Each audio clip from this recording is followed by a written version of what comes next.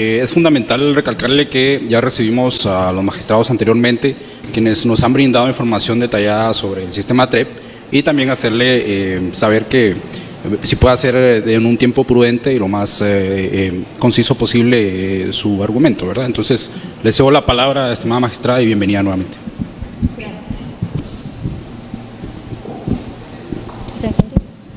Buenas tardes a todos. Gracias por el tiempo. No sé si sea bueno que los agarré ya cansados. Ya están un poco agobiados de oír tan largas exposiciones, pero yo las estuve viendo por teléfono y lo menciono como para no redundar en algunos temas que pues ya los escuchamos, ya fueron salvados a mi parecer, pero claro, ustedes si tienen alguna duda pues me la preguntarán seguramente.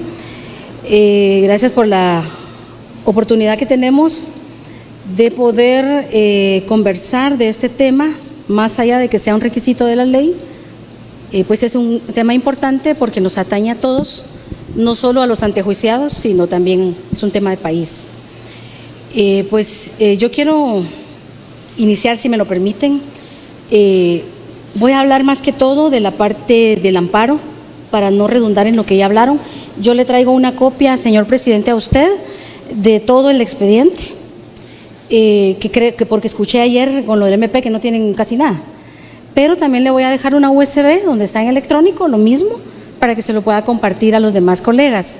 Y también es así para cada uno, la denuncia presentada por la UNE y los argumentos de descargo de parte de informática, con algunos gráficos y con los números, por qué son las 164, de dónde es cada una, etcétera. Entonces esto viene aquí ilustrado, si me hiciera el favor, esto para el señor presidente, y al final le doy la USB para que puedan todos tener los mismos documentos. Perdón que no traje uno para cada uno, pero eran 300 y pico de documentos, más los otros, entonces no lo pude traer para todos. Bueno, yo les quiero hablar como una parte introductoria, si ustedes me lo permiten. Ustedes ya lo saben, pero creo que es importante establecer el marco de referencia. Y en este marco, solo recalcar que el Tribunal Supremo Electoral es la máxima autoridad en materia electoral. La ley constitucional dice que es independiente y de consiguiente no supeditado a organismo de Estado alguno. Y su organización y funcionamiento está en la Ley Electoral y de Partidos Políticos. También quería resaltar que son derechos y deberes inherentes a los ciudadanos, según un considerando de la ley, velar por la libertad y efectividad del sufragio y la pureza del proceso electoral, defender el principio de alternabilidad. Esto lo menciono porque en uno de los amparos se menciona el principio de la pureza electoral y la efectividad del sufragio. Entonces, por esa razón, estoy haciendo el marco referencial. Yo siempre, y creo que le consta, pues recuerdo que el señor de Elefante siempre estaba en nuestras sesiones, yo creo que le consta a él que cada vez que yo tuve oportunidad, hacía referencia al artículo 18 de la ley. Para mí es un artículo esencial o un predicamento que debería ser esencial entre partidos políticos y tribunal. Ese artículo se refiere a que los partidos políticos son instituciones de derecho público con personalidad jurídica y de duración indefinida, y configuran el carácter democrático del régimen político del Estado. A mí este artículo es uno de los artículos que es central para mi función en el tribunal, puesto que tengo muy claro que guarda la esencia de la ley electoral y de partidos políticos. Yo quiero referirme en este momento a la cronología de los antecedentes, que si bien ahí mi presentación pues no viene ahí, por eso me estoy auxiliando de mi equipo. La cronología, pero se las puedo compartir igual, la cronología de los antecedentes de este caso es la siguiente. El 19 de agosto, un día antes, aunque ya lo refirió Gabriel, si no estoy mal, del año pasado, el mismo denunciante, cuando digo el mismo me refiero al señor Israel Guerra, que fue denunciante en el Ministerio Público y también interpuso el amparo, presenta amparo ante la Corte de Constitucionalidad y esta le da trámite y le dio el número 4849 a cargo del oficial noveno, y por competencia lo remite ese mismo día a la Corte Suprema de Justicia. Eso lo pueden ver en el folio 18, 31, 33 y 34 del documento grande que yo le dejé. Debido a supuestas irregularidades en la segunda vuelta electoral, por ser un amparo preventivo un día antes de la segunda vuelta. El mismo 19, yo digo que bueno que yo tuviera esa celeridad en mis amparos, porque les cuento que tengo presentados alrededor de 15 amparos o 12 amparos. Ya perdí la cuenta y en ninguno he sido amparada. Pero bueno, eso solo es un entre paréntesis. No los han resuelto, pero el silencio también dice a veces muchas cosas.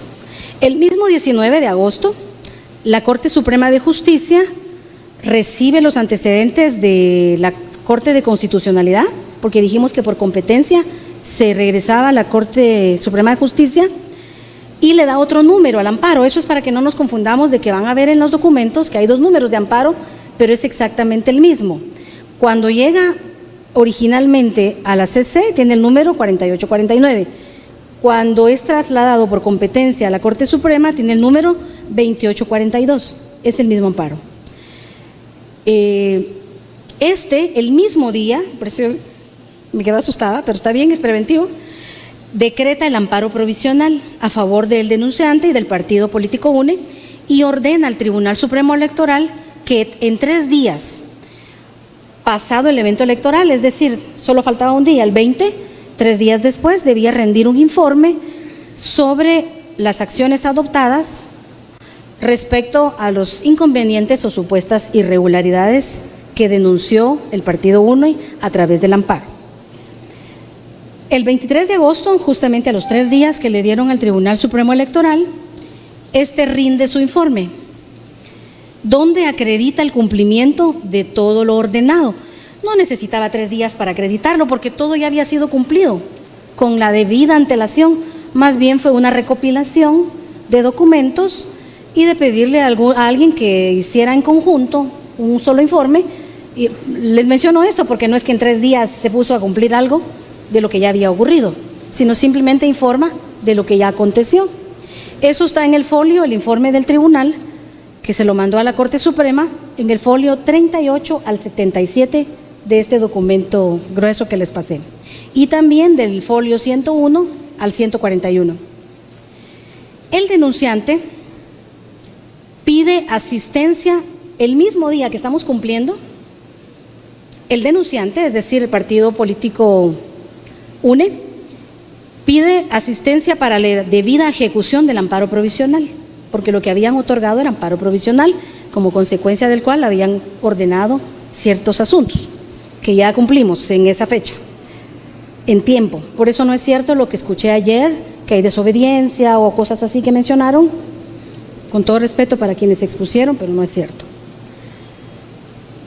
2 días después, el 25 de agosto, el mismo denunciante de la UNE presenta la denuncia ante el Ministerio Público y ahí ya menciona algunos delitos como abuso de autoridad con propósito electoral, incumplimiento de deberes contra el pueblo de Guatemala y el partido UNE.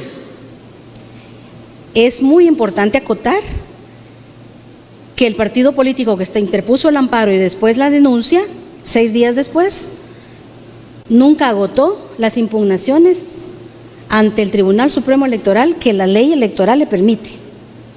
Nunca las agotó respecto a sus inconformidades. El 31 de agosto,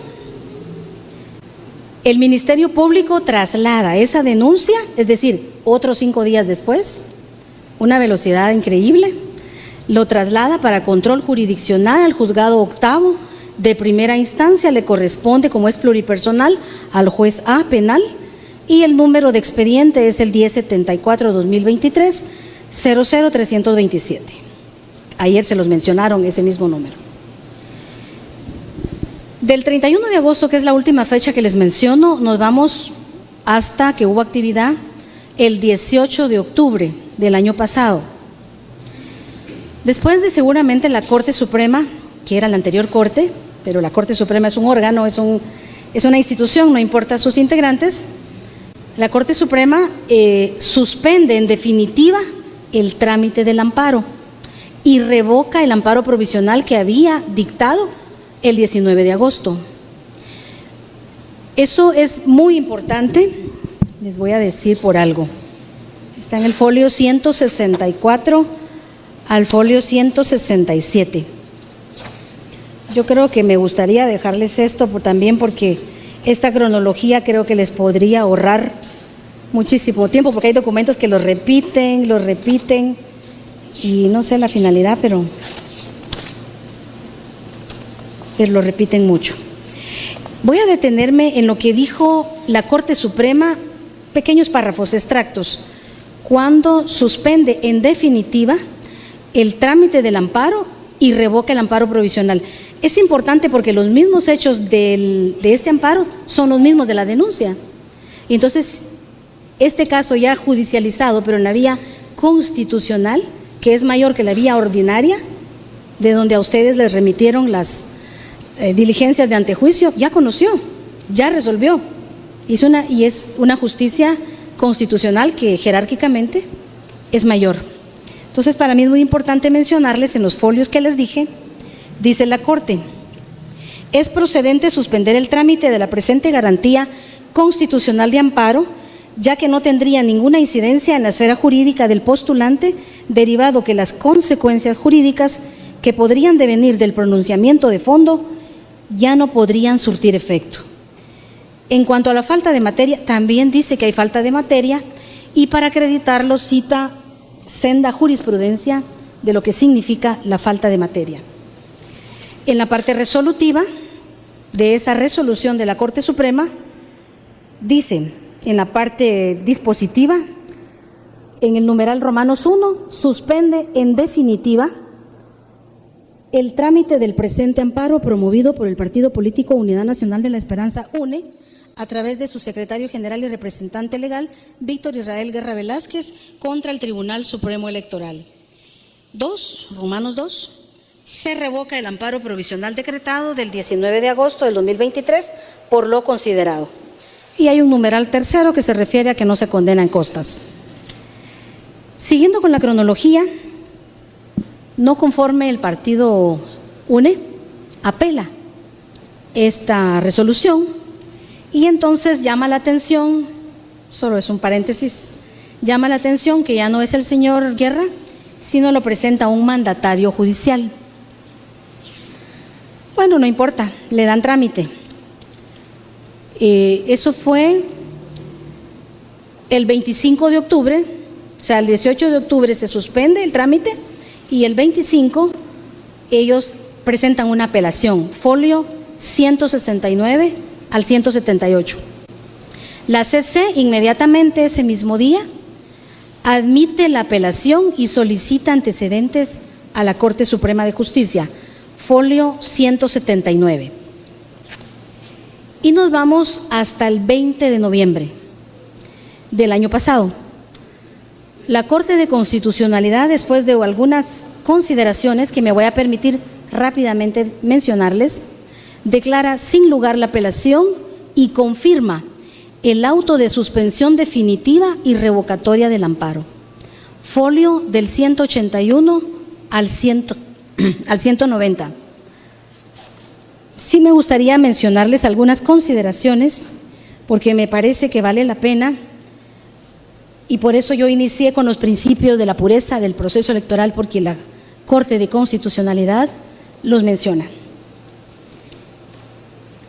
Por ejemplo, en el cuerpo de la resolución que les estoy mencionando de la Corte de Constitucionalidad, dice: en tal virtud se expresa que se adoptaron las medidas necesarias para garantizar, es decir, el tribunal, para garantizar la pureza del proceso electoral, la efectividad del sufragio, así como la certeza y seguridad jurídica electoral por medio de distintas actividades de capacitación, brindando herramientas para dar a conocer la importancia, atribuciones y limitaciones en la materia cívico-electoral, así como el cumplimiento de los procedimientos establecidos y dados a conocer a cada uno de los colaboradores e intervinientes dentro del proceso electoral.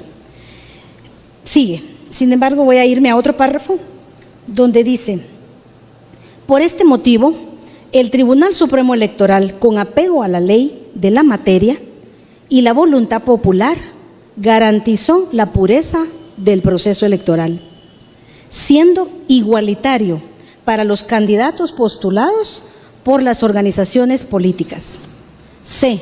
De la falta de amenaza futura, cierta e inminente. La Corte de Constitucionalidad ha manifestado que para la viabilidad del amparo promovido contra amenazas es necesario que concurran características de futuridad, certeza e inminencia, de tal suerte que la ausencia de una sola de estas características impide el otorgamiento de la protección constitucional. En tal sentido, advirtió al amparista que este solo se circunscribe a amenazas, etcétera. Sigue. Finalmente, el literal E de la resolución que estoy mencionando dice: de la decisión de suspender la garantía constitucional y motivación que la sustenta. Y menciona el auto del 18 de octubre, donde la Corte Suprema lo suspende en definitiva y lo revoca, y la misma Corte de Constitucionalidad vuelve a afirmar: por tal motivo y porque la amenaza invocada en el planteamiento del amparo dejó de tener sustento, al llevarse a cabo las medidas implementadas por el Tribunal Supremo Electoral ordenadas al decretarse el amparo provisional y no haber impugnación alguna en ese sentido, estimó procedente suspender el trámite de la presente garantía constitucional de amparo, ya que no tendría incidencia alguna en la esfera jurídica.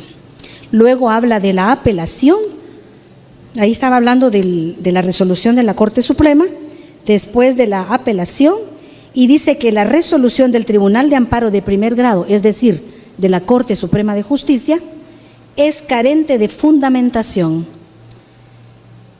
Aquí me quiero detener un momento. Yo después, antes de ser magistrada de este alto tribunal, fui magistrada de Corte de Apelaciones. Y por supuesto que conozco las consecuencias de una resolución, ya sea de cualquier juez menor, no digamos de una alta corte, que vaya sin fundamentación. Hay jurisprudencia suficiente. Ustedes seguramente, muchos de ustedes serán abogados y han consultado esa jurisprudencia o lo pueden hacer, y dice que una resolución sin fundamentación es arbitraria. No lo digo yo lo estoy ahorita ponderando, pero lo dice senda jurisprudencia de la Corte de Constitucionalidad y que yo acataba cuando yo estuve en sala de Corte de Apelaciones, cuando venían sentencias de los jueces de primera instancia con sus sentencias sin fundamentación o motivación, y por arbitrarias tenían que regresarse para que las fundamentaran o las motivaran. Pero en este caso ya no tiene sentido porque es una resolución que suspendió el trámite. Sin embargo, es interesante que la misma Corte de Constitucionalidad, quizá de una manera para que reflexionen, le dice a la Corte Suprema que esa resolución de primer grado carece de fundamentación, toda vez que no justificó la decisión en que se basó, etcétera. Y ahí viene la parte de otros considerandos, y me voy a ir al literal H, que solo menciona: por último, el 18 de octubre del 2023, el Tribunal de Amparo de primer grado, es decir, la Corte Suprema de Justicia, suspendió en definitiva el trámite del amparo. En fin, luego ya viene el argumento de la Corte de Constitucionalidad. Para ya irse a su disposición final, que yo, por cierto, presidente, le puse las mismas banderitas que tiene mi documento, señalándole lo mismo porque están las páginas, y yo le señalo y le remarco lo que estoy diciendo para que les sea de fácil lectura, y también los colegas suyos de esta honorable comisión pues pudieran también hacer acopio de lo que yo les leí, buscarlo, para que vean que les estoy leyendo exactamente el texto al que me estoy refiriendo. De lo expuesto, dice la Corte de Constitucionalidad, de lo expuesto precedentemente y conforme lo informado por la autoridad cuestionada, esta Corte establece que en efecto acaece falta de materia sobre la cual resolver, habida cuenta que la amenaza señalada como agraviante quedó superada. Para mí, en lo personal, que esa es una de las razones por las que el partido que denunció y que pretendió ampararse, pues ya no se presentó, porque más allá de que le dieron control jurisdiccional en la justicia ordinaria, ya una corte de rango constitucional, primero la Suprema y luego la más alta corte, ya se refirió al tema. Entonces yo supongo que por ese motivo ya no tenía sentido venir a ratificar lo que ya está resuelto desde el ámbito constitucional. Y voy a continuar rápidamente, porque ya sé desde qué hora están aquí, entonces me da pena. Dice entonces la Corte: acaece falta de materia sobre la cual resolver, habida cuenta que la amenaza señalada como agraviante quedó superada al constatar, en cumplimiento del amparo provisional otorgado, que se tomaron las medidas necesarias para resguardar el principio de pureza del proceso electoral, la efectividad del sufragio y la seguridad democrática del país. Se recuerdan que al inicio les leí eso de uno de los considerandos y primeros artículos de la ley electoral, porque la Corte hace alusión que ya quedó superado y nosotros lo acreditamos 3 días después de la segunda vuelta. Como les mencioné antes, no es que lo hubiéramos hecho en esos 3 días, ya lo habíamos hecho, simplemente lo acreditamos. Por otro lado, dice la Corte: cabe mencionar también respecto al Sistema Informático de Transmisión de Resultados, TREP, este tribunal en resolución del 1 de julio del 2023, dictada dentro del expediente 3731-2023, reconoció el carácter informador y preliminar sobre el avance de los resultados del proceso electoral, por lo que se advierte que los datos registrados en dicho sistema son de carácter eminentemente informativos y no vinculantes. Bueno, podría leerles mucho más, pero tiene 19 páginas la resolución. Sin embargo, voy a llegar a la parte dispositiva, donde dice la inexistencia de impugnaciones planteadas dentro del marco de la normativa electoral. Fue a la que yo me referí. Ellos no agotaron los recursos que tenían posibilidad de hacer y que la ley electoral les daba esa oportunidad y no lo agotaron. Seguramente tenían mucha fe, creo yo, en este asunto. No lo sé, estoy especulando. En el por tanto de la resolución dice: la Corte de Constitucionalidad, con fundamento en lo considerado y leyes citadas al resolver, declara: sin lugar el recurso de apelación interpuesto por el Partido Político Unidad Nacional de la Esperanza por medio de mandatario judicial. Se recuerdan que les mencioné que ya no fue por el secretario adjunto, sino ahora por mandatario. Y dice: confirma el auto del 18 de octubre dictado por la Corte Suprema de Justicia constituida en Tribunal de Amparo, por el que dispuso suspender en definitiva el trámite del amparo por los motivos aquí considerados. Después de esto, ¿qué queda?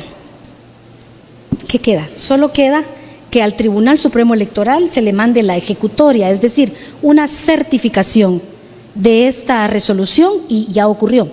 El 4 de marzo, desde el 20 de noviembre hasta el 4 de marzo, el TSE recibe la certificación o ejecutoria de la Corte de Constitucionalidad, folio 191, donde con eso ya causó estado esta resolución. De hecho, ya había causado estado, pero para nosotros, y poder archivar el caso internamente, fue el 4 de marzo y eso nos obligó en el pleno del 19 de marzo de este año. El TSE emite un decreto de recepción de la ejecutoria y archiva el expediente, folio 214. Eso es lo que tiene este gran documento, que lo voy a dejar en electrónico, lo dejo en físico, solo uno, con las mismas banderitas. Me tomé el trabajo de ponérselos exactamente igual que el mío. Eso es una de las cosas que quería hablar con ustedes para ponerlos al tanto de la cronología de los antecedentes, porque no quiero repetir lo que ya abundantemente dijeron mis colegas. Yo sé que ellos justificaron muchas cosas que la Corte vio y por eso llegó a la decisión que llegó, ¿sí? Entonces, porque están en el informe que yo les di 2 rangos de páginas donde está acá, lo que vinieron a decir está acá, y se complementa con este documento, que este ya es específico sobre las supuestas 164 actas que están duplicadas y que tal y tal y tal y tal, y que no es así, que corresponden a la elección que tuvo que repetirse en algunos municipios, y ahí está por municipio cuántas fueron, y la sumatoria da 164. También habla de que únicamente 10 fueron elegibles, únicamente 10, de más de 170 y pico mil de actas. Aquí está el número, perdón si no digo la cifra exacta, pero aquí tienen ustedes incluso screen o pantallazos del sistema de publicación de resultados, donde están estadísticas y les puede complementar. Pero realmente esto ya al final ahora es informativo, porque yo quiero referirme, estimados diputados, ustedes como dignatarios de la nación, estamos en un momento histórico, siempre lo estamos, ¿verdad? Yo sé que siempre estamos en un momento histórico, pero hay como quiebres, y si no quiebres hay situaciones que remarcan esos momentos históricos. Las elecciones generales cada 4 años es uno de esos acontecimientos, y la voluntad popular prevaleció, porque las elecciones se ganan o se pierden en las urnas, y eso ya acaeció. Hay un principio entre los principios que informan el derecho electoral que es muy especializado y que es de muy poco conocimiento de nuestro gremio de abogados. Está el principio de preclusión, y por ese principio dispositivo de preclusión, nosotros como tribunal tampoco podemos regresar a etapas que ya fueron oficializadas, que ya se materializaron en lo que eso significaba. Pero más allá de eso, que eso es lo real, está el conocimiento constitucional del caso. Son los mismos argumentos, son las mismas supuestas inconsistencias, y ya resolvió una alta corte, revocó el amparo provisional porque cumplimos y se garantizó el principio de pureza del proceso electoral y del sufragio. Entonces, yo creo que eso engloba muchísimo mi presentación, y solo quisiera terminar con lo siguiente, que me llama mucho la atención, pero poderosamente. Espero que a ustedes también les llame la atención, pero de una manera de reflexión. Pese a los antecedentes que ya les dije cronológicamente, la Corte Suprema de Justicia, con otros magistrados, o sea, ahí hay un quiebre, ¿verdad? Pero es la misma institución, la institución es una, con aquellos o con estos magistrados es la misma. La Corte Suprema de Justicia resuelve el 3 de abril de este año, resuelve las diligencias de antejuicio, remitirlas al Congreso de la República. Eso está en el folio 1 y 14 del documento. Como ya fue de último que lo conseguí, ya yo tenía el documento engargolado, ya lo puse ahí, ya no quise. Si ustedes van a ver, tiene un montón de foliados, y yo fui tachando y dejar un nuevo foliado. Entonces ya no, lo dejé adelante. Y quería referirme también al artículo 4 de la ley de antejuicio, que dice: el antejuicio se origina por denuncia ante el juez de paz o querella presentada ante juez de primera instancia, que fue lo que ocurrió el 25 de octubre. La denuncia o querella podrá ser presentada por cualquier persona a la que conste, yo lo subrayé y lo puse en otro color, lo puse hasta en cursiva, a la que conste la comisión de un acto o hecho constitutivo de delito por parte de un dignatario o funcionario público, y no simplemente por razones espurias, políticas o ilegítimas. Bueno, escuché a Gabriel y él fue bastante claro en hablar de que este es un caso político, y así yo también ratifico lo que dijeron mis colegas anteriormente, pero quería hacer énfasis en eso. Sí es un caso político. Los que iban a la contienda de la segunda vuelta, ¿por qué no hubieron reclamos de la primera vuelta? No, solo de la segunda vuelta. Si el sistema TREP era el mismo, si el mecanismo era lo mismo, si las juntas electorales eran las mismas, las mesas eran la misma cantidad, las ubicaciones eran las mismas, etcétera, etcétera. Ahí no hubo reclamo. Bueno, ahora, a la que le conste, ¿será que a ellos les consta? Eso es algo que no puedo responder. Pero también quería mencionar que llama poderosamente la atención esa remisión que les hicieron a ustedes de la Corte Suprema al Congreso de la República del antejuicio, cuando ya pasó todo lo que ya dije. A mí me llama la atención, y yo los invito, está del folio 1 al 14, que de verdad, si ustedes leen esa resolución donde se los remiten, la Corte se limita únicamente a copiar lo que dice la Real Academia Española y algún autor doctrinario. ¿Qué significa espurio? ¿Qué significa el motivo político? ¿Y qué significa ilegítimo? Pero como yo también fui magistrada de sala, aunque no de Corte Suprema, pero sí de sala, y me preocupaba que mis resoluciones fueran fundadas y motivadas, no valía solo citar un concepto, había que encajarlo con el caso, había que argumentarlo y dar un aporte. Bueno, de eso carece esa resolución y ya les dije lo que significa, ¿verdad? Significa que es una resolución arbitraria.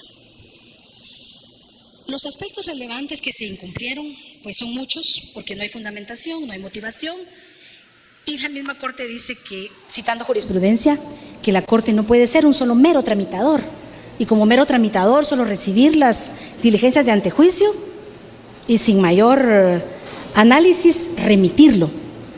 Y eso está en la página del folio del 1 al 14 que yo les cité.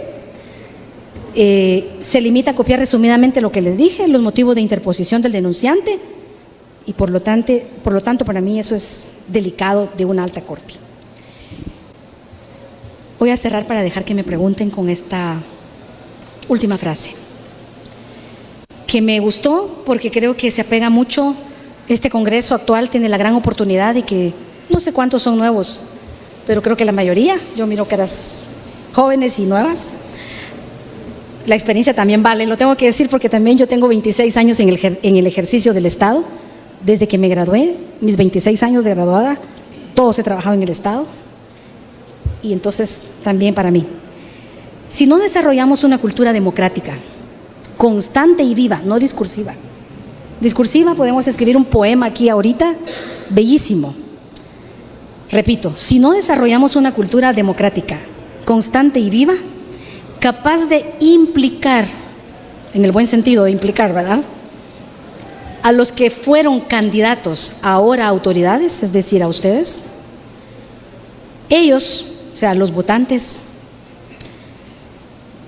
van a creer fehacientemente que ustedes no van a hacer las cosas que prometieron y por las cuales los eligieron. Esto es una reflexión que quiero dejarles. Los votantes vieron algo en ustedes. Se decantaron por ustedes. Había una cantidad habían 48,000 y pico de candidatos y habían puestos solo para el 10%. Solo habían 4,800 puestos y eran más de 48,000 candidatos. Ustedes son el 10%. Y por eso quise dejar para finalizar esto. Muchas gracias y me quedo atenta a sus preguntas. Muchas gracias, estimada magistrada, por toda esa información valiosa y lo que nos presenta de carácter procesal. Vamos a pasar entonces a una ronda de preguntas. Yo, pues de mi parte, no tengo ninguna pregunta y consulto si los diputados presentes tienen alguna pregunta. Por favor, diputado Román Castellanos. Gracias, presidente. Magistrada, como nuestra función aquí es determinar el carácter de esta denuncia, si es espurio, político o ilegítimo, el sentido de este espacio es justamente recabar los elementos suficientes para emitir nuestro juicio en su momento. Y respecto a la denuncia, usted como los otros magistrados y magistradas señalaban que les llamaba la atención la celeridad con la que se operó esta denuncia e incluso con días de diferencia respecto a casos que seguramente ustedes conocen o uno conoce o que ustedes también tienen o en las Cortes o en el Ministerio Público o en las entidades que correspondan. Entonces, a mí me llama la atención, sobre todo porque, digamos, también son elementos que hay que tomar en cuenta para emitir luego el dictamen de esta comisión. Entonces, yo quisiera preguntarle, y además su vasta experiencia en el servicio público, ¿a qué se debe esta celeridad con la que se opera esta denuncia en particular? Dicen que no soy la más querida del tribunal y usted quiere que sea todavía menos querida, con lo que le voy a responder. Pero bueno, la verdad solo es una y no tiene dobleces ni matices. O es blanco o es negro, ¿verdad? No hay gris en la verdad. Y sinceramente, esa celeridad, pues acuérdese que fue un día antes de la segunda vuelta y quizá había una expectativa, una esperanza, no me refiero al partido, había esa expectativa, llamémosle mejor así, había esa expectativa de que algo iban a detener o a cambiar o por cualquier cosa lo presentaban antes. Cuando le digo esto, se lo digo con conocimiento de causa. Como magistrados, ya 4 años tenemos de estar en el tribunal. Nos quedan 2, que no sé, entre paréntesis, si voy a terminar porque nos tienen apartados del cargo, temporalmente, pero bueno. Se las están perdiendo mucho separándonos, la verdad. Los que están ahí, bueno. Quiero decirle que se lo digo con conocimiento de causa porque nosotros hicimos mucha observación electoral. Y le voy a contar el caso concreto de un país de América del Sur. Uno siempre llega 2 o 3 días antes de las elecciones. Y en ese país de América del Sur decían, el propio candidato que ganó después la presidencia, decía que todo estaba listo y montado para el fraude. Y que se iban a acordar de él porque iba a haber fraude. Y él ganó. Y cuando él gana, los periodistas fueron a decirle, bueno, presidente, porque era el presidente electo, ¿ahora qué opina? ¿Usted ganó por el fraude que anunció? Ah, no, ¿verdad? Pero es una narrativa malsana que colocan antes de las elecciones finales, como por aquello de que, yo lo advertí, decir, pero realmente no es porque tengan nada. Es una falta de madurez y de cultura democrática, porque en democracia hay que aprender que se gana o se pierde, y que son los ciudadanos los que deciden.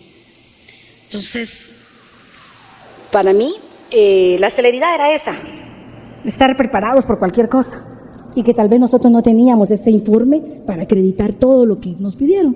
Todo lo teníamos. Hasta más les hubiéramos podido dar, pero nos circunscribimos a lo que nos pidieron. Por eso traje esto, porque esto no estaba en el informe que mandamos, y era interesante tenerlo, porque se refiere a las 164 actas, supuestamente duplicadas. En cuanto a que es político, por supuesto, es el partido que fue a contienda en la segunda vuelta, y solo la segunda vuelta les interesaba. Sí, es político. El que no lo quiera ver, pues no lo quiere ver, pero es político. No tanto porque sea un órgano político, porque las organizaciones políticas pues también tienen derechos, pero para eso están los recursos que la ley electoral les faculta, les permite. Pero bueno, qué bueno, se fueron a la justicia constitucional, a la última, y salimos bien. Teníamos que salir bien. Yo no estuve antes en el tribunal, pero lo que sé, por las personas que escuché que estuvieron aquí, nos asistimos mucho de esa experiencia. Ellos son unos grandes conocedores, unas grandes personas. Han aportado mucho a este país. Y por lo que sé, estas fueron las elecciones no solo más observadas de la historia, sino las elecciones más eficientes. Ay, nos están juzgando por lo eficiente que fuimos en el tiempo que nos tardamos. Si hubiera sido la inversa, ahorita nos estuvieran juzgando por incumplimiento de deberes, porque nos tardamos un día en darle resultados, o nos tardamos 10 horas si no hubiéramos tenido TREP. No sé, aunque el TREP daba solo tendencias, pero fueron coincidentes con lo físico el 99%. Entonces no podemos desacreditar tampoco al TREP. Yo estaba oyendo ahí que muchos decían, y entonces ¿para qué el TREP? Que no sé qué. Yo no quiero hablar del TREP, porque el TREP estoy en un proceso en el juzgado 12º. Ahí si les interesa, ahí pueden seguirme y saben cómo nos va a ir. Pero del TREP no es este asunto es de la segunda vuelta, ¿verdad? Entonces sí es político. Y espurio, ¿por qué? Porque lo espurio significa que está falseado. Los hechos que dicen son falsos, no son ciertos. Y yo ya les demostré con la cronología que las mismas cortes, las 2 más altas cortes, revocaron el amparo, nos dieron por cumplido y garantizado el principio de pureza electoral y del sufragio. Entonces, ¿qué más? Es prohibido procesalmente y contra derecho que un asunto se someta 2 veces a conocimiento. El tribunal ya fue sometido a conocimiento por estas mismas razones. ¿Sí? Y ahora de nuevo, es espurio. Ilegítimo, sí, eso lo hace ilegítimo. Las resoluciones que también emitieron en arbitrarias, la que les mandaron a ustedes, ¿por qué se los envían en marzo? O sea, ¿todavía no se han conformado? ¿Todavía habrá algo que hacer? Con todo respeto al partido político, porque tiene una gran trayectoria, ya tuvo un presidente, con todo respeto al partido político, pero es lamentable por el daño que le hace a la sociedad que no está informada, incluso a nuestros propios gremio de abogados que no conocen de derecho electoral. Y lo digo con conocimiento de causa, yo pues una maestría, un doctorado, etcétera, sí, pero de derecho electoral, de verdad, no nos enseñan en la universidad. No nos enseñan, no nos preparan. Y ustedes como nosotros tenemos que bregar en ese nuevo mundo cuando ya nos toca. Pero ya son 4 años. Ya cualquier doctorado lo gané a honoris causa, ¿verdad? Ya lo gané, ese espacio. Y entonces quiero decirles que para mí no cumple ninguno de esos 3 requisitos. Es político, sí. Es espurio porque está sobre hechos falsos, y ayer mezclaban una serie de cosas, si no es de aquí es de allá, solo el que lo hayan cambiado de fiscalía, santo Dios, la fe si ve para cuerpos delictivos, cuerpos clandestinos, delitos de alto impacto. Nosotros, yo soy una abogada que ahorita han trapeado con mi dignidad, mi honra, mi reputación, el suelo, los que nos están haciendo esto, eso no me lo van a poder resarcir nunca. Tengo medidas cautelares porque he sido amenazada de muerte, he sido perseguida por motociclistas y otros vehículos. Tengo medidas cautelares, pero ¿por qué? ¿Yo qué hice? Ser la presidenta en las elecciones, únicamente porque el tribunal es colegiado. Yo no pude tomar ninguna decisión sola. Así como ustedes como diputados no pueden aprobar una ley ustedes solitos, ¿verdad? Necesitan que el pleno lo haga. Lo mismo. Entonces quiero decirles que sí, para mí, no hay lugar a causa en este antejuicio, lo constitucional lo dice, nosotros somos la autoridad en materia electoral de rango constitucional. Entonces también es indigno que no tomen en consideración eso y nuestro trabajo, la gente que vino a exponerles cuántos años tiene de estar ahí, no se va a jugar a última hora de su carrera por hacer cualquier cosa absurda o ilegal. Somos gente de derecho. Yo tengo una vocación de país, mis compañeros también. Entonces, creo que es el común denominador entre ustedes y nosotros. Pues para mí, no llena los requisitos. No sé si contesté su pregunta, hasta me pasé, creo yo. Está bien, gracias, magistrada. Sí, el sentido es justamente de la pregunta para tener más contexto y claridad al respecto de las opiniones o las observaciones que ha vertido respecto a la denuncia. Gracias, magistrado. Gracias, diputado Román. Diputado Maino de la Rosa, ¿tiene algunas preguntas?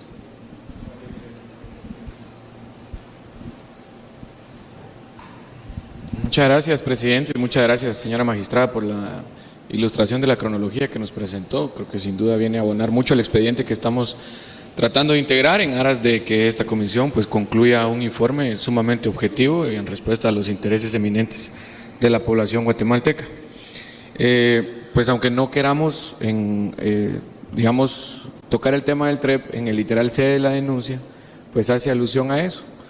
Y entiendo, y pues quiero aclarar que mis preguntas son en el ánimo de, digamos, argumentar nuestro informe final y fortalecer las posturas o diferentes posiciones que sus compañeros magistrados han manifestado ante esta comisión. Y únicamente quisiera saber si, considerando que era usted quien estaba en el ejercicio del cargo de la presidencia del Tribunal Supremo Electoral, es en ese periodo en donde se aprueba la contratación del TREP, ¿es correcto? Si me puede responder, por favor, perdone. Gracias, sí. Qué bueno, me va a dar oportunidad de contarle el calvario que pasamos. Me imagino. Si me permite concluir, porque van en la misma línea mis preguntas y al final pues usted nos responde. Si considerando que esto fue así, entendería que el Pleno de Magistrados, en conjunto con los demás funcionarios del Tribunal Supremo Electoral, debieron haber velado por la generación de algunos manuales de procedimientos. Entonces mi pregunta segunda es si estos manuales fueron aprobados por el Tribunal Supremo Electoral en el Pleno del Magistrados. Ya escuchamos que no hubieron mayores hallazgos en las auditorías generadas por el mismo Tribunal Supremo Electoral. Ya escuchamos también que esta diferenciación, este diferencial que existe, corresponde a 5 municipios que han sido citados y en su documento que nos adjunta está la sumatoria de las actas. También hemos escuchado que el tiempo se redujo en cuanto a el ingreso de los datos en la segunda vuelta, considerando que ya eran únicamente 2 partidos políticos.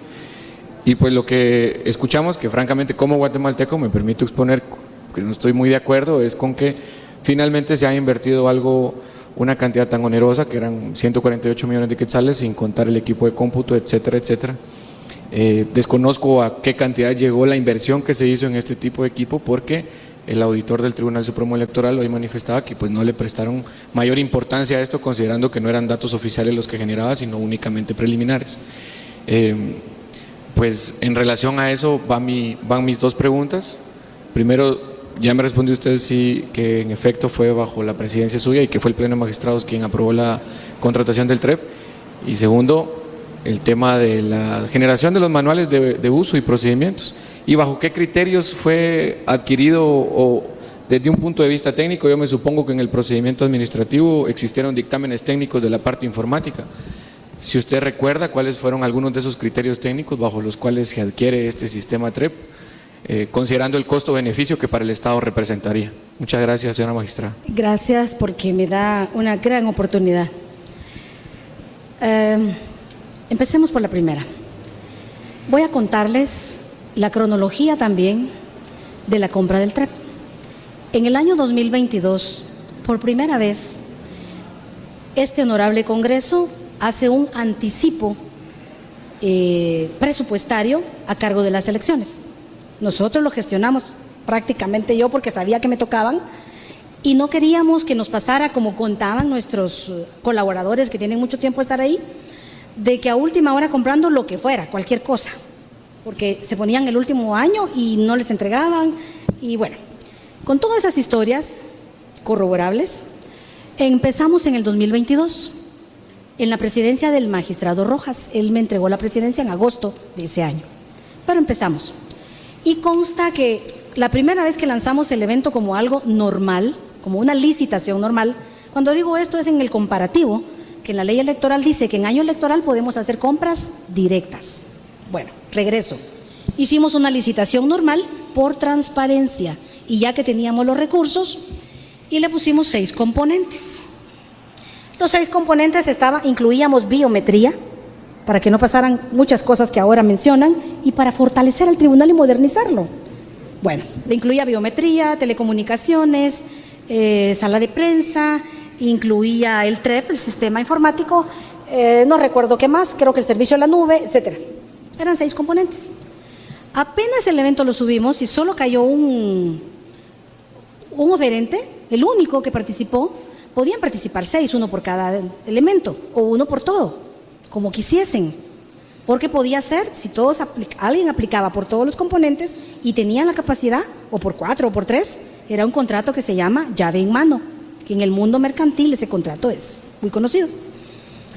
Bueno, solo sale y un único oferente que era colombiano, porque en Guatemala no hay quien trabaje software electoral, participa el ciudadano honorable, perdón que lo diga así, entre comillas, Giovanni Frati, y su compañera de fórmula, la licenciada Fischer, nos interponen el primer antejuicio. Era la presidencia del magistrado Rojas, yo lo recuerdo muy bien, lo platicamos mucho en el pleno, estaban preocupados los de la sociedad civil y bueno, un relajo. Nos reunimos con mucha gente, desistimos del evento, lo votamos. Después lo volvimos a subir como licitación normal, pero ya solo con 3 componentes. Prescindimos de la biometría, ya no, porque les hacía ruido eso, si era por transparencia, para mejorar el tribunal. Bueno, no quisieron. Prescindimos de biometría y algunas otras cuestiones. Solo 3 componentes pusimos. Desierto, no participó nadie. Pero también otro antejuicio, lo bajamos. Eso consta, pueden verificar en las páginas donde se inscriben o se registran estas cuestiones. Y ahí están los antejuicios. Al dejarlos sin materia, se archivó la denuncia en el Ministerio Público. Pero para eso ya estaba yo en la presidencia, yo ya estaba preocupada, ¿y qué íbamos a hacer? Ahora sí ya el tiempo está encima. Y fue hasta el mes de diciembre, si no estoy mal, 27 de diciembre o algo así, finales de diciembre, que con una gran preocupación que íbamos a hacer, ya definitivamente levantar una licitación ya era imposible, entonces lo íbamos a hacer con la exclusión o excepción que da la ley de hacerlo por compra directa, pero privilegiando la transparencia. Dijimos, no ustedes, miren, si haciéndolo bien la gente, miren, qué horror. Entonces, hagámoslo con la ley de compras y contrataciones como compra directa, los mismos pasos, pero acortando tiempos. ¿Sabe cuántos pasos tiene nuestro proceso? 58. 58 pasos. Cuando podíamos hacerlo compra directa, yo voy y lo compro, punto. La ley me lo decía. No sé si tuviera otro antejuicio, ¿eh? O otra batería. Pero llegamos al consenso en el Pleno que mejor hacerlo conforme a la ley, los mismos 58 pasos. No parece que existan esos, pero al desagregarlos son 58. Y ahí está el acuerdo, está en nuestra página, está publicado. Solo que, por ejemplo, algo que era 15 días, le pusimos 3 o 5, entonces acortábamos tiempo, pero fue tortuoso de todas maneras. Los dictámenes son parte del expediente, son 12 leyes. No sé, yo, si sería que los están estudiando algunos, ¿verdad? Son 12 leyes. Solo de los términos de referencia, la oferta y el contrato. Solo del contrato son 3,000 y pico de folios. Entonces, es una cosa exagerada. ¿Pudimos comprar directo? Sí. Aparentemente lo hicimos, pero no. Los mismos pasos de la ley, solo tiempo acortamos porque ya no había. Hicimos un cronograma y acortando eso llegábamos a abril. ¿Y cómo? Había que hacer simulacros, había que hacer ajustes, tenían que hacerlo a la medida, etcétera. Bueno, lanzamos el evento como invitación a ofertar, porque ya no se podía licitación, sino conforme lo que nos dice la ley, y en febrero se hizo esto, y para adjudicarle a dos participaron, ya no una, dos, por lo menos. Iba a participar supuestamente una tercera, pero no sé por qué razón ya no lo hizo, no sé, no me interesa, pero el asunto es que las dos que participaron iban de la mano con otra empresa extranjera, porque Guatemala no tiene quien trabaje software electoral, no tiene la experiencia. A la que le adjudicamos trabajó con una empresa mexicana y la otra que participó con una empresa colombiana, que se llama Electia, si no estoy mal, Electia creo que se llama. Me recuerdo mucho porque su presentación era muy bonita, de unas abejitas, la recuerdo mucho. Estuvimos en la presentación y además con cada uno de ellos hicimos pruebas técnicas que duraron 5 horas, con un temario muy exigente. Los pusimos a hacer como que fuera un simulacro. Les dimos actas que hicieran ver el tablero de publicación. Olvídese, ustedes le pasamos un examen peor que privado a cada una. Y eso está documentado. De esa forma llegamos a comprarlo y les he de decir que para nosotros parece caro, no lo es. Y ahorita le explico por qué. Porque es un contrato llave en mano. Y porque además no es cualquier contrato. Es una inversión. Como parte de ese contrato llave en mano quedaron 18 meses post, después de las elecciones, que nos van a dar de sostenimiento de la solución informática, sostenimiento, equiparación, lo que querramos para el 2027. Ya está pagado, si hay que hacerle algún ajuste, actualización, ya está. Es decir, invertimos, ¿sí? Compramos servicio en nube Amazon a través de ellos, ¿por qué es llave en mano? Incluyó telecomunicaciones, incluyó servicio en nube, licenciamiento. Yo sé muy poco de informática, pero lo que aprendí, infraestructura, redundancia, todas las licencias que son para repeler ataques cibernéticos. Incluyó que el Tecnológico de Monterrey nos hiciera una auditoría específica de eso, de la ciberseguridad, etcétera. Entonces, como incluyó todo eso, las capacitaciones a más de 5,000 personas, la logística al país a más de 42,000 personas cada vez de 3 simulacros, toda la logística, toda la capacitación, incluyó una mesa de ayuda bipartita, tribunal, ellos, no estoy en el antejuicio del TREP, pero incluyó tantos componentes que yo me quedo corta con mencionarlos. Si desagregáramos todo eso, no sé cuánto costaría. Pero lo último que le quiero decir, quisimos contratar la empresa que hace la auditoría en Guatemala. Fuimos con GBM porque encontramos antecedentes de GBM, encontramos de Pricewaterhouse. Nos reunimos con ellos, nos decían sí, finales del año 2022. En el 23, ya al filo de la época, cuando estábamos viendo ese contrato, nuestra casa matriz que está en Costa Rica dijo Pricewaterhouse y el otro dijo la casa matriz que está no me acuerdo dónde. Dice que nada que tenga que ver con política, no quiere saber nada del tribunal, y no. Entonces, y hay otra empresa, pero no recuerdo el nombre, porque es una subsidiaria de una empresa israelí, pero cuando supo que era el tribunal la casa matriz, tampoco les autorizó. ¿Qué nos quedó? Nosotros hicimos lo que al final nos quedó, y tratamos de hacerlo lo mejor posible. Si le parece caro, lo entiendo, desde esa óptica, como quien se compra un pantalón. Pero Amazon, por decirle algo, tiene como una experiencia exitosa para publicar lo de Guatemala, el evento electoral de Guatemala. Ya nos escribieron, nos felicitaron, que es Amazon quien nos dio el servicio de nube. No nos fuimos con cualquiera, tratamos de darle a Guatemala lo mejor. Teníamos plantas eléctricas en cada centro electoral. ¿No hubo apagón? No, no hubo. Teníamos extintores, sí. Todo eso costó dinero. No se usó, pero no es nuestra culpa. Gracias a Dios no se usó. Y si hubiera habido necesidad, y no, ese es el plan alterno, y no hubiéramos prevenido, ¿qué estuviéramos ahorita? Incumplimiento de deberes, no tuvieron previsiones. Exageramos, sí. Guatemala y la democracia amerita que exageremos. Cuidar lo que vale esto, exageramos. Y ahora todos los que nos están persiguiendo están exagerando, pero no lo hacen por motivos adecuados, ¿verdad? No les gustó que fuera eficiente, no les gustó que fuera transparente, no les gustó que modernizáramos, no les gustó lo que hicimos, pero créame que lo volveríamos a hacer porque fue exitoso.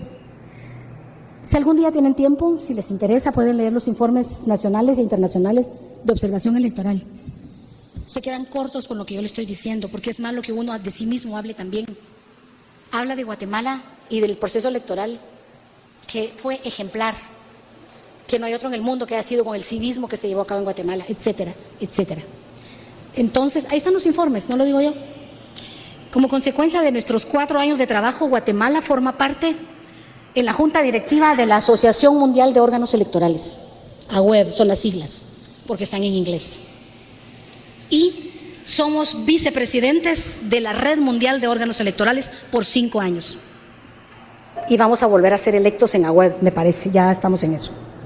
Entonces, eso no se gana solo así.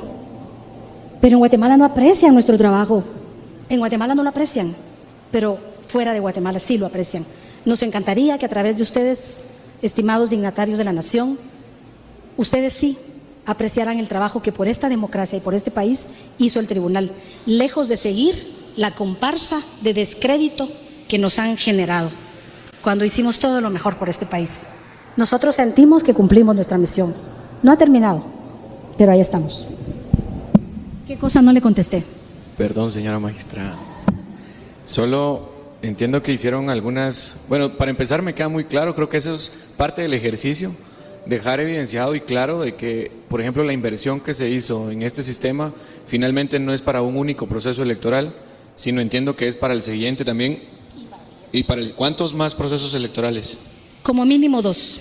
Como mínimo y después solo ajustes y actualizaciones. O sea, es una inversión, no fue un gasto. Ok. Bueno, esto creo que es importante que al final de cuentas también la población lo sepa. Si lo vemos desde un punto de vista positivo, es una buena oportunidad esta para hacer llegar ese tipo de mensajes. Por favor, no quiero que gracias por la oportunidad se que me dio. vayan a malinterpretar mis preguntas. Solo la única es porque mi intención es solicitar si existe en el Tribunal Supremo Electoral algún manual de procedimientos. Entonces me quedó la inquietud si existen estos manuales y si eventualmente se aprobaron por el Pleno de Magistrados. Existen los manuales, existen de todo tipo, desde el de recursos humanos, de todo. Y todos los manuales pasan todo el tiempo en una etapa de actualización, siempre, eso en cualquier organización. Pasan en esa etapa de actualización y sobre todo los manuales que tienen que ver con este programa informático, que fue a la medida, etcétera, pues obviamente tienen que tener políticas y manuales de uso. Existen y todos los manuales primero pasan por el tamizaje de la organización a la que pertenecen. Por ejemplo, si es de recursos humanos, primero lo tienen que aprobar y darle viabilidad a la organización a la que se le va a aplicar, ¿verdad? Recursos humanos. En el caso del que estamos hablando, lo primero tenía que ser informática y después todos los actores que tienen que ver con ello, dirección electoral, auditoría electoral, el instituto electoral, porque están entremezclados, es como un eslabón de una cadena y todos tienen una partecita. Planificación, por ejemplo, tiene que ver mucho y entonces la aprobación final, por supuesto que llega al Pleno y pedimos que los implicados, en el buen término de implicados, por favor, que los relacionados con cada manual, porque no es solo un departamento, estén presentes para que puedan decir, aporten, no les parece, les afecta algo, etcétera. Y son procesos largos, algo tortuosos, pero ahí están. Finalmente pasan al Pleno de Magistrados, quien finalmente los aprueba y para ello emite un acuerdo para aprobarlos y entran en vigencia inmediatamente. Pero esos no se publican porque son internos y, como le digo, pasan constantemente en actualización. Pero existen. No sé cuál que tenga que ver con este antejuicio le interesa, porque tiene que tener que ver con este antejuicio. Por supuesto. Sí, como le digo, señora magistrada, no es con el ánimo de sesgar, simplemente es para verificar, porque usted sí pudo apreciar la sesión de ayer en la que vinieron a exponer algunos temas. Nosotros, al momento de generar nuestras conclusiones, tenemos que invalidar o validar algunos argumentos. Entonces, dentro de más documentos tengamos para poder reforzar ese informe, para nosotros es mucho mejor. Le agradezco la amplitud de sus respuestas y creo que también es oportuno mencionar que la población de Guatemala, este tipo de sistemas, lo que debería percibir es que le dan cierta certeza del proceso electoral y mucha seguridad de lo que se hace en cualquier evento electoral. Y pues esperaríamos en el futuro no tener que vivir como país un proceso como el que estamos viviendo ahora, considerando que por mucho se aleja de la verdadera intención y el espíritu de este tipo de adquisiciones en cuanto a estos sistemas. Nuevamente le agradezco su amplitud, señora magistrada. A usted gracias, y somos víctimas de la desinformación, ¿sí? De los mensajes de odio y de la tergiversación y las narrativas de los que no son buenos guatemaltecos. Eso lo entiendo. Muchas gracias, diputado Maynor de la Rosa y magistrada Irma Palencia. Consulto, ¿tenemos alguna otra pregunta, estimados diputados? Bueno, con esto finalizamos la citación con usted, magistrada. Muchas gracias por su tiempo y por toda la información que nos brindó, muy importante. Sí, muchas gracias. Muchas gracias a ustedes por la oportunidad y ojalá haya servido en algo mi intervención, porque no quería ser redundante, pero valido todo lo dicho por mis colegas. Gracias a ustedes y tienen una gran tarea. Ojalá la hagan bien. Gracias. Gracias, magistrada. Estimado, solo... Sí, por favor. Miren, Y bien, hasta acá el video de hoy. Recuerden que ustedes tienen la última opinión que pueden dejar acá abajo en la cajita de comentarios. Dicho esto, nos vemos hasta el siguiente video. Adiós.